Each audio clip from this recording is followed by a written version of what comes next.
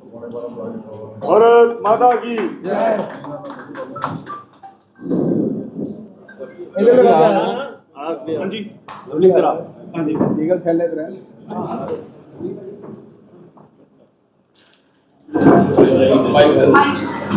इस पावन धरती को सबसे पहले नमन करता हूँ।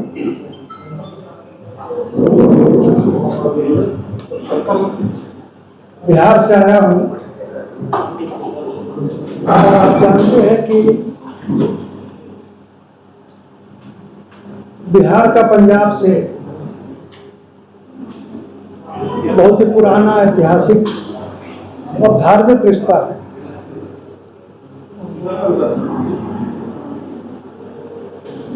गुरु गोविंद सिंह जी का जन्म हमारे पटना साहिब में हुआ। पंजाब से उस धार्मिक स्थल के दर्शन के लिए लोगों को दूर से जाना पड़ता है। हम लोग वहां रोज ही मत्था टेकते हैं, तो ये सौभाग्य हम लोगों को प्राप्त है। अमृतसर में भी,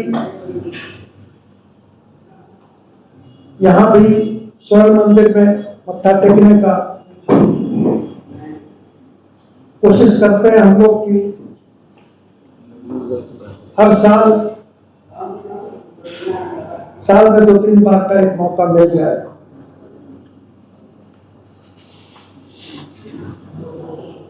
अभी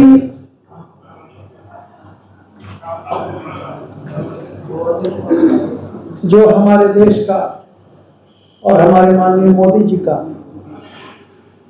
जो एक मिशन है, इस देश को प्रगति के मार्ग पर प्रशस्त करते हुए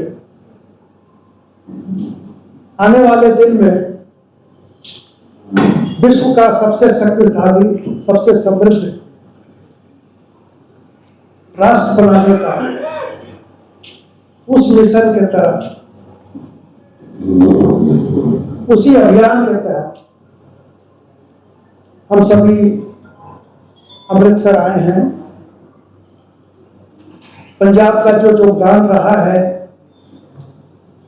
इस देश को आगे बढ़ाने में, देश को समृद्ध बनाने में, उसे कोई भुला नहीं सकता। तमाम प्रदेश के लोग, हमारे बिहार के लोग भी, उत्तर प्रदेश के लोग भी, जिनकी जन्मभूमि बिहार या उत्तर प्रदेश में हो, लेकिन उनकी कर्मभूमि पंजाब है और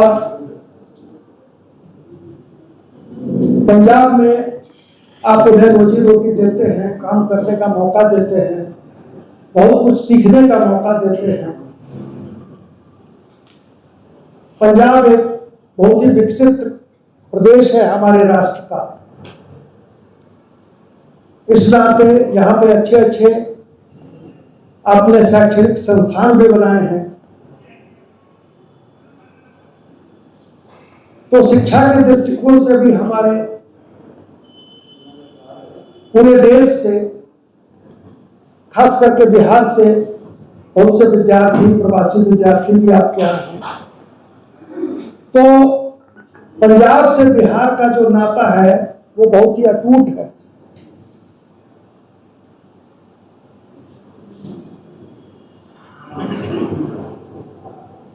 आपके यहाँ हम आते हैं, हमारे यहाँ आप जाते हैं, और पंजाब के विकास में जो भी थोड़ा बहुत योगदान बिहार के लोगों का है, उसमें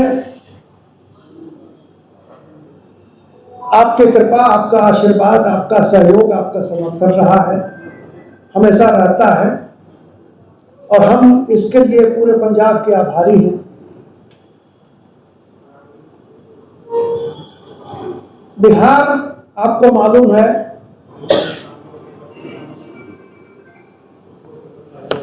बिहार की धरती ने दुनिया को नालंदा, विक्रमशिला जैसे ज्ञान के केंद्र दिए। चाणक्य सम्राट अशोक, वैसी महान हस्तियों को पैदा किया बिहार की धरती में। भगवान बुद्ध, जिनको गया में ज्ञान प्राप्त हुआ, वो धरती बिहार की है।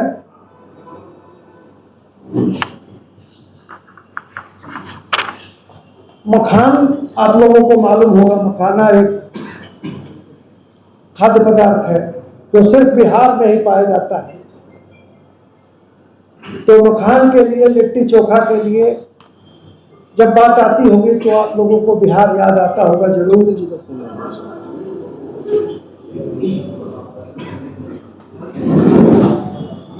2005 के पहले बिहार की जो स्थिति थी काफी दयनीय थी। हमारे यहाँ कानून व्यवस्था की स्थिति बिल्कुल चौपट थी। अपराध अपने चरम पे था। मुझे याद है बचपन में हमारे यहाँ, बिहार में मैं एक छोटे से कस्बे गोपालगंज का रहने वाला हूं। हमारे यहाँ जो मार्केट, जितनी अच्छी दुकानें थी वो पंजाबी लोगों की थी। इतना अच्छा रिलेशन, इतना अच्छा रिश्ता हम लोगों का था। अच्छे अच्छे बिजनेसमैन बहुत से पंजाबी थे, और नहीं तो राजस्थान के मारवाड़ी लोग, अभी भी बहुत लोग हैं। लेकिन कानून व्यवस्था की स्थिति जब बिगड़ी तो बाहर के लोगों की तो बात छोड़िए, जो हमारे बिहार के लोग, जो अच्छे बिजनेसमैन, डॉक्टर्स, कारोबारी लोग थे, वो लोग, उन लोगों का पलायन शुरू हो गया। अपराध की दुनिया में कभी विकास हो नहीं सकता, आप जानते हैं। धीरे धीरे समय बदला, एनडीए की सरकार आई, और एनडीए की सरकार में आज की तारीख में जो आप बिहार में जाएंगे तो बिहार का एक बदला हुआ रूप आपको देखने को मिलेगा। बिहार आज की तारीख में एक विकसित राज्य है। विकास दिनानुदिन हो रहा है।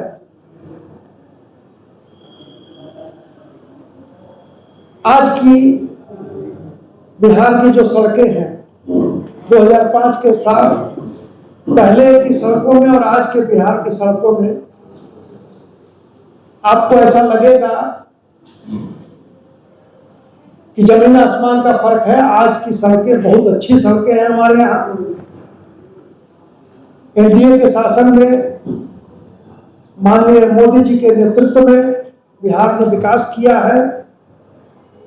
हमने गोरखपुर सिलीगुड़ी एक्सप्रेसवे, जो उत्तर बिहार और पूर्वोत्तर को जोड़ता है, Patna Purnia expressway, Patna Bettiah expressway, Buxar Bhagalpur expressway और दरभंगा आसाम एक्सप्रेसवे, बहुत अच्छी अच्छी सड़कें हमने बनाई है।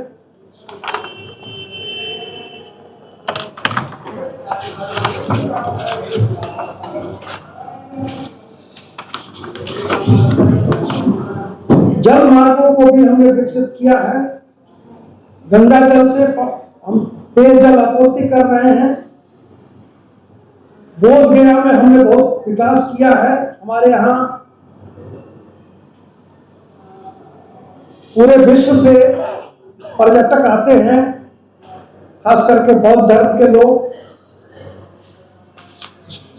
और अब चूंकि हमारे सीता मां का जन्म स्थल बिहार ही है, तो एक भव्य मंदिर का निर्माण भी वहां करने जा रहे हैं। आपको यह बता दें, विकास के दृष्टिकोण से 2004-05 में जब तक एनडीए की सरकार नहीं थी तो बिहार का कुल बजट 23,885 करोड़ का था। इस साल बिहार का कुल बजट 3,17,00,000 करोड़ रुपया हो गया। बिहार में स्टार्टअप को हम बहुत बढ़ावा दे रहे हैं। बिहार के युवाओं को रोजगार देने का हम काफी प्रयास कर रहे हैं। हमारा बिहार कृषि प्रधान प्रदेश है और कृषि को बढ़ावा दे रहे हैं।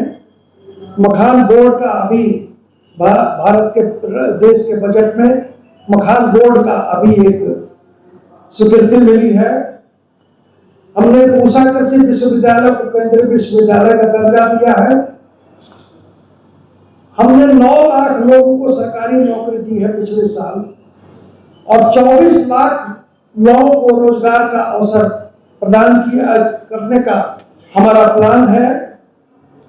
इस साल के अंत तक 12 लाख सरकारी नौकरियां हम युवाओं को उपलब्ध कराएंगे और 34 लाख रोजगार के अवसर हम सृजित करेंगे। माननीय मोदी जी ने 2015 में 1,25,000 करोड़ रुपए विशेष पैकेज के रूप में दिया था और केंद्र सरकार ने बिहार को दोगुना से भी अधिक 3 लाख करोड़ रुपए दे दिए। तो आप जानते हैं कि बिहार एक पिछड़ा राज्य था कुछ दिनों पहले तक। पिछड़ेपन का दो एस्पेक्ट है। वहां से पलायन हुआ। पलायन का वजह है कि पूरे देश के विकास में बिहारियों का हाथ है। मुझे लगता है कि पंजाब में जो प्रवासी बिहारी हैं उनकी संख्या अच्छी है। उनका रिश्ता जब एक बिहारी से आप मिलेंगे तो जैसे पंजाब के लोग बहुत ही साधारण बड़े अच्छे स्वभाव के लोग होते हैं, मिलनसार होते हैं, आपसे मिलकर खुशी होती है किसी को भी, वैसे ही बिहार के लोग भी साधारण होते हैं, मिलने जुलने वाले लोग होते हैं, लेकिन कर्मठ होते हैं, ईमानदार होते हैं। आप अगर उनको कोई भी काम सौंप देंगे तो आपको अगर वो सच्चा बिहारी है तो शिकायत का मौका नहीं देगा। वो अपने काम में ईमानदारी से करेगा। तो आपका बहुत प्रेम बिहार के लोगों को मिला है, आगे भी मिलेगा। और हम पंजाब का पुनः आभार व्यक्त करते हैं कि हमारे यहाँ के लोग आपके यहाँ बहुत अच्छे ढंग से रहते हैं। हम लोग की मुलाकात होती रहती है तो इतनी तारीफ वो पंजाब के लोगों की करते हैं कि जैसे लगे कि पंजाब में उनका अपना एक घर के सदस्य हो, जिनके यहाँ वो काम करते हैं वो उनके गार्जियन एक अभिभावक के रूप में हो। तो बिहार दिवस के अवसर पे एक भारत श्रेष्ठ भारत का जो ये अभियान है, पूरे देश को जोड़ के चलना है, पूरे देश के को मजबूत करना है, पूरे देश का विकास कैसे हो इस पर हम सबों को विचार करना है। इसी दृष्टिकोण से हम आज अमृतसर में आए हैं। आप सबों का बहुत बहुत धन्यवाद, नमस्कार, प्रणाम करता हूँ। बिहारियों का योगदान आपके लिए, आपका योगदान बिहार के लिए ये बना रहे। इन्हीं शब्दों के साथ वाणी को विराम देता हूँ। धन्यवाद।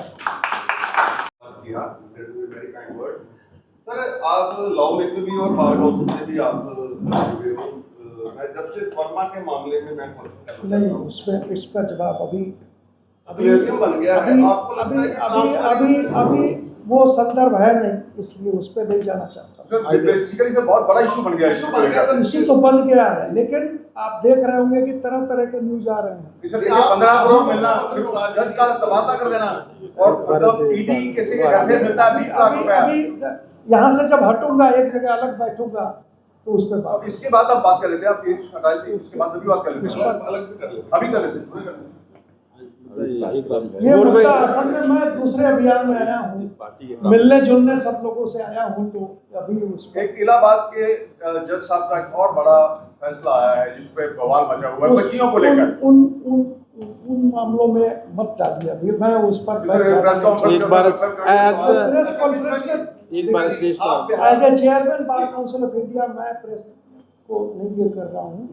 मैं बिहार दिवस के अवसर पर एक भारत श्रेष्ठ भारत के अभियान के तहत लोगों से मिलने जुलने आया हूँ। बिहार के उसके बाद जो आप ये अभियान चला रहे हैं बिहार का चुनाव से तो नहीं इसका कोई लेना देना का कि अभी तो साल है कि आपने कैंपेन लगता है कि बीजेपी ने शुरू कर दिया, ऐसा तो नहीं है जो आपका ये कैंपेन है आपके आने का वैसा नहीं है। बिहार के जो लोग हैं वो अपना चुनाव में जिस ढंग से इंटरेस्ट लेना होगा वो लेंगे ही, और बिहार के लोग बिहार में जो विकास हो रहा है, जो विकास हुआ है उससे वो पूरी तरह अवगत हैं, तो अपना निर्णय लेंगे। जरूर हम चाहेंगे कि एक ये भी हमारा जरूर आने का एक उद्देश्य है कि बिहार में जो काम हुए हैं उससे लोगों को अवगत करा दें। प्रवास से फिर उसके अक्सर प्रवास को ठीक समझते हैं कि चलो अच्छी बात है, एक स्टेट से दूसरी स्टेट में लोग जाते हैं, लेकिन किस लेवल तक के बहुत ज्यादा माइग्रेशन हो जाना, इसको किस तरह समझते हैं आप?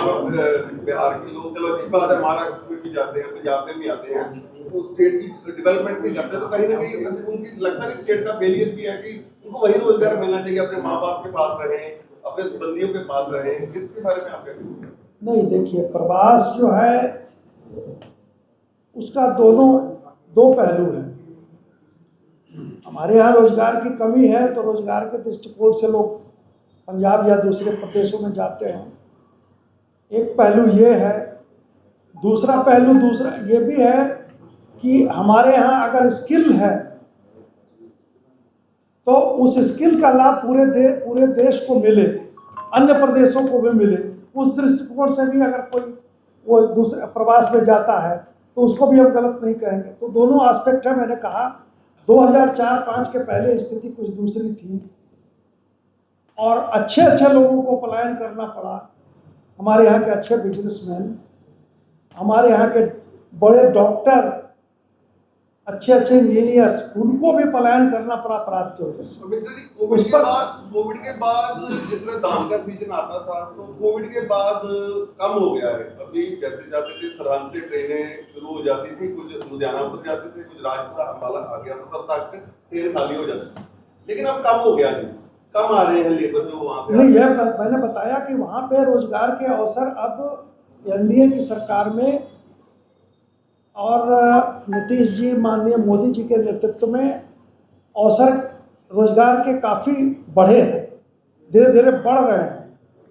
जो एग्रीकल्चर, जो कृषि का जो ये है, हमारे यहाँ कृषि प्रधान हमारा राज्य है, हम उसको भी बढ़ावा दे रहे हैं। तो हम कोशिश कर रहे हैं कि पलायन रुके, लेकिन पलायन से दोनों काम होता है। पलायन से डेवलपमेंट भी होता है राष्ट्र का। हमारे प्रदेश का रोजी रोटी उससे जुड़ा हुआ चीज़ है, लेकिन पूरे देश का मैं पंजाब का मैं पुनः आपके माध्यम से धन्यवाद देता हूं कि पंजाब ने बिहारियों को रोजी रोटी दी है, लेकिन बिहार का जो स्किल है, बिहार का जो लेबर है, बिहार का जो संसाधन है, उसका बहुत एक अच्छा हिस्सा पंजाब के डेवलपमेंट में भी हुआ ही होगा। ये बात आप हमसे ज़्यादा समझ सकते हैं।